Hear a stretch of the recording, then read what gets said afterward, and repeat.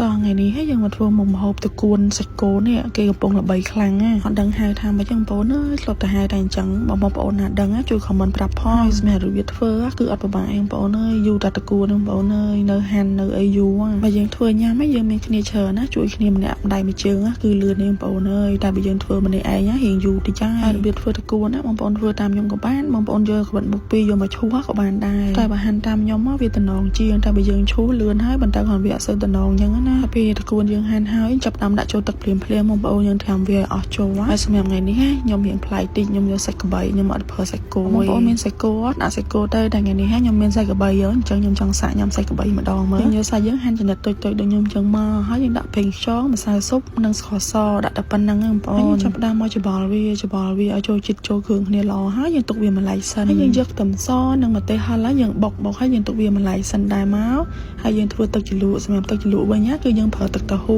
បានឆ្ងាញ់ឥឡូវយើងធ្វើគ្រឿងក្រៅយើងរួចរាល់អស់ហើយតោះយើងចាប់ដើមញ៉ាំមកយើងដាក់ខ្ទះក្តៅហើយយើងដាក់ប៊ឺចូលប៊ឺដាក់រៀងច្រើនតិចបងប្អូនមិនឆ្ងាញ់ហើយរបៀបញ៉ាំធ្វើដូចខ្ញុំអញ្ចឹងបងប្អូនយើងដាក់តកួនហើយយើងដាក់ផ្នែកសាច់ហើយយើងយកខ្ទឹមសហើយនិងអាម្ទេសដែលយើងបានបុកមិញហ្នឹងយើងដាក់ចូលដែរមកបើយើងចង់ហឹលបងប្អូនអត់ចេះហឹលមិនដាក់ក៏បានដែរតែបើដាក់ទៅឈ្ងុយឆ្ងាញ់ណាបងប្អូនហើយពេលញ៉ាំមកយើងជ្រលក់មួយទឹកតហូទៀតនិយាយវាថាអូឆ្ងាញ់ហ្នឹងបងប្អូនអើយចឹងសម្រាប់វីដេអូថ្ងៃនេះមានតែប៉ុណ្្នឹងឯងអរគុណ